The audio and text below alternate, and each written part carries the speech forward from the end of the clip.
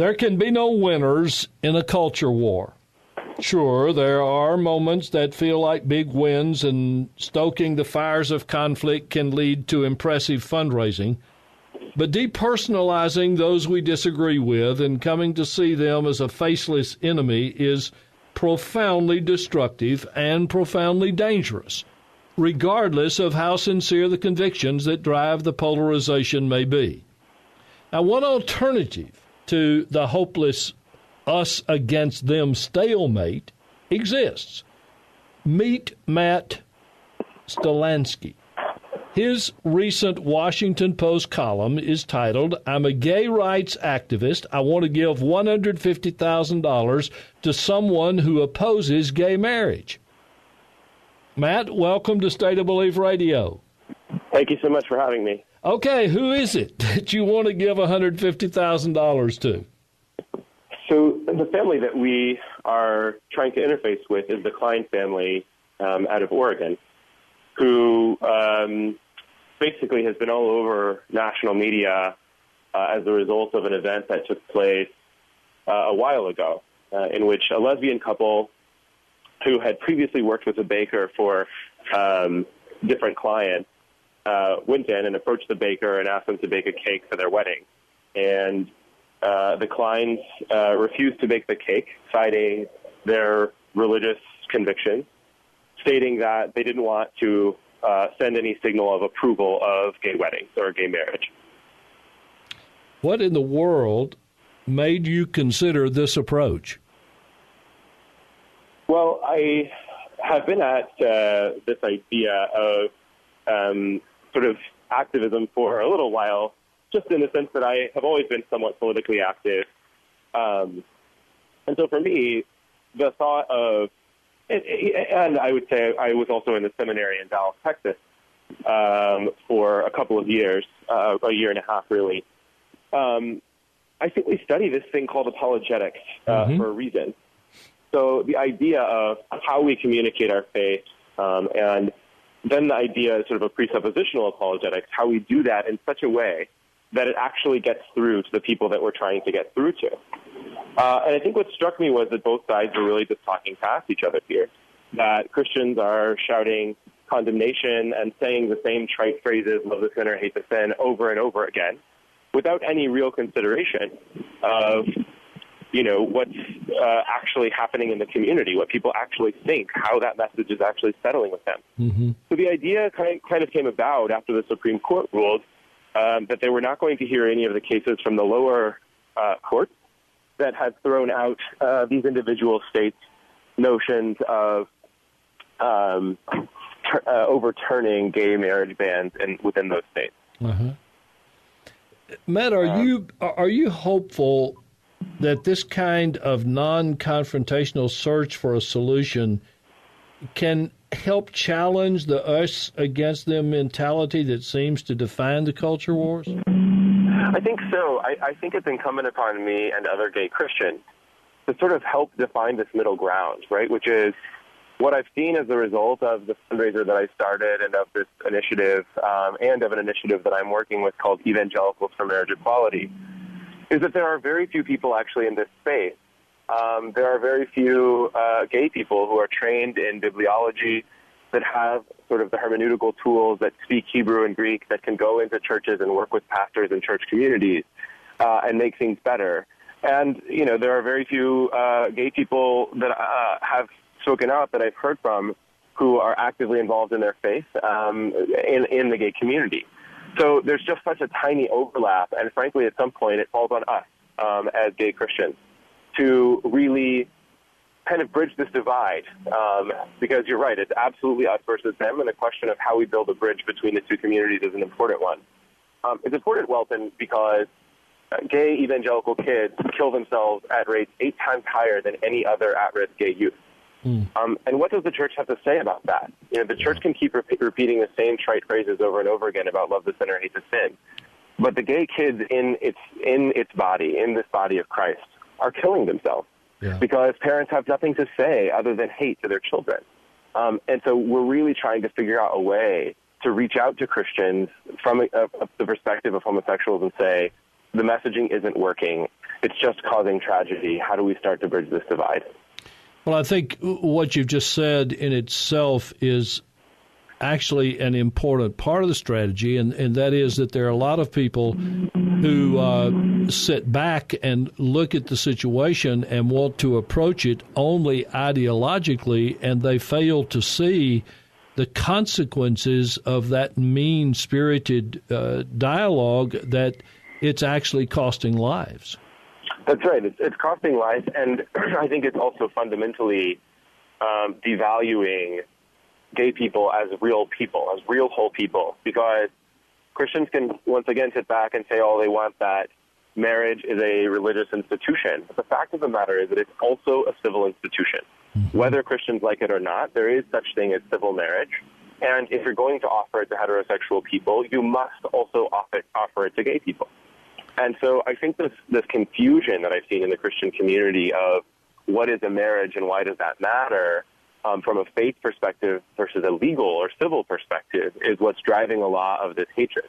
So if people could just get right in their minds, look, we currently allow Muslims and Jews and people of every creed and kind and color to participate in the civil institution of marriage, though they would not meet the standard of what we believe as Christians the standard of a Christian marriage would be. But we allow them to be civilly married. We don't protest. We don't get angry when people who don't follow Jesus get married.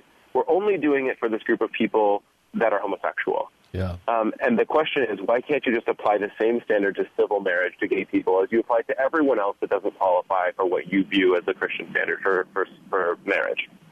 Well, that is an approach that I've been commending for a long time, because honestly, the question about support for same-sex marriage in the United States is not a question at all about whether you're a good Christian or Muslim or Jew. It's a question of whether or not you're a good American and wants to see the Constitution apply to everybody. That's right, and the question is actually also one of faith. What does Christ teach us to do when people disagree with us? Yeah. Legislate against them? Tell them we hate them? No, we're talking about a Savior who got on the floor and washed the feet of Judas moments before Judas betrayed him, and Christ knew that was coming. So in what world could we imagine that same Jesus going into the Klein's bakery today and telling them not to bake a cake for those lesbians? It's an outrage to the teaching of Jesus Christ.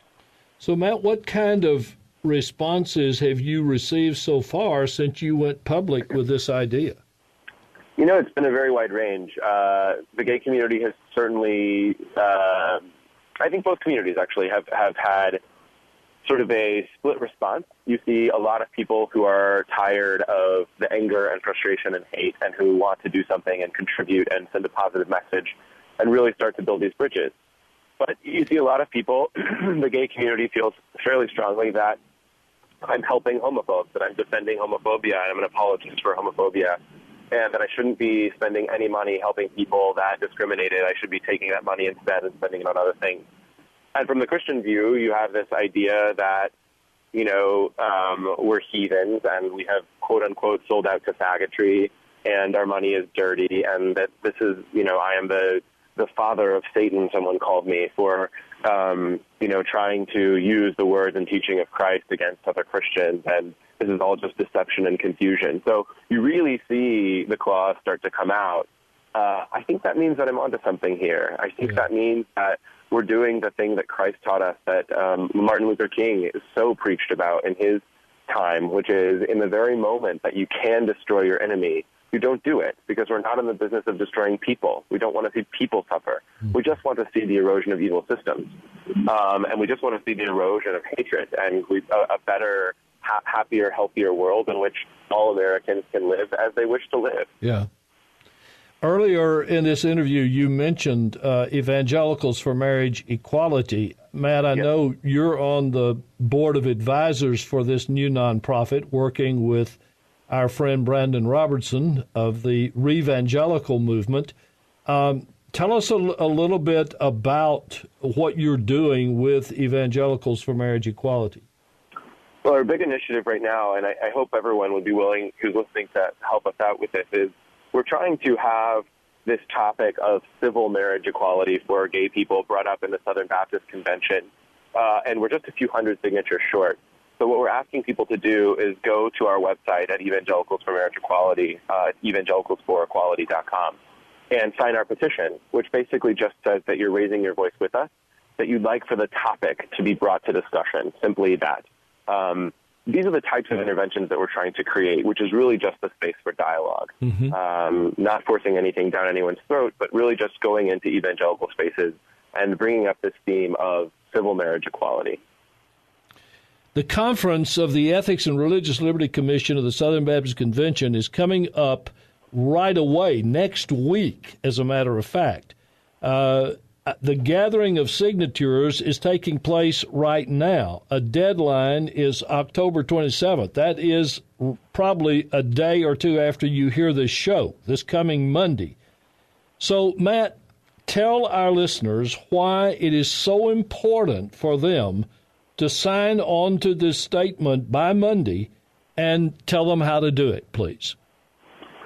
Absolutely. So it's important because it's time for the Christian faith, for the Church of Jesus Christ, to recognize the full identity of all Christians.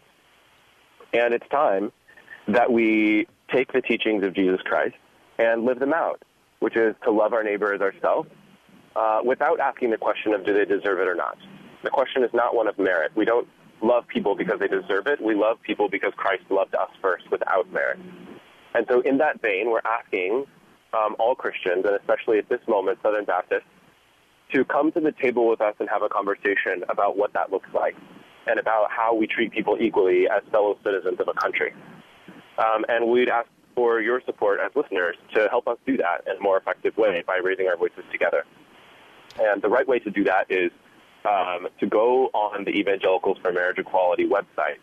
And like I said, you can find it at evangelicalsforequality.com.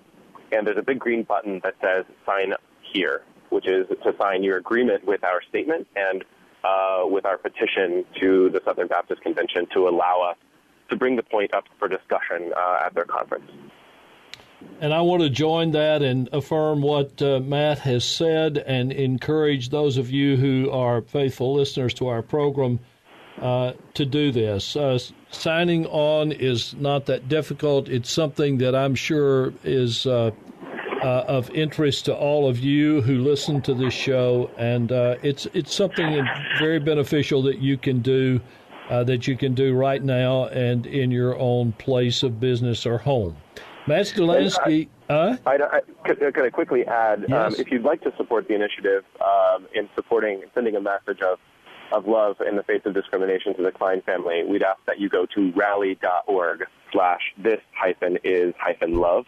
Mm-hmm. Again, that's rally.org/this-is-love. And there you can either send a message of support or love to the Klein family, tell them that you're praying for them and their children, or you can actually make a donation if that's something that you'd be interested in prayerfully considering. Sure. Thank you. I'm glad you added that. Matt Stohlandske is a member of the advisory board for the new nonprofit Evangelicals for Marriage Equality. We'll link to the website from stateofbelief.com. Matt's recent Washington Post column is titled, "I'm a gay rights activist. I want to give $150,000 to someone who opposes gay marriage." Matt, we're going to want to follow up on this, and in the meantime, we'll make arrangements to do that, and do that with thanks to you for being with us on State of Belief today and being so aggressive in getting out this message. Thank you so much, and peace and grace, and many thanks to you and all of your listeners for hearing me out.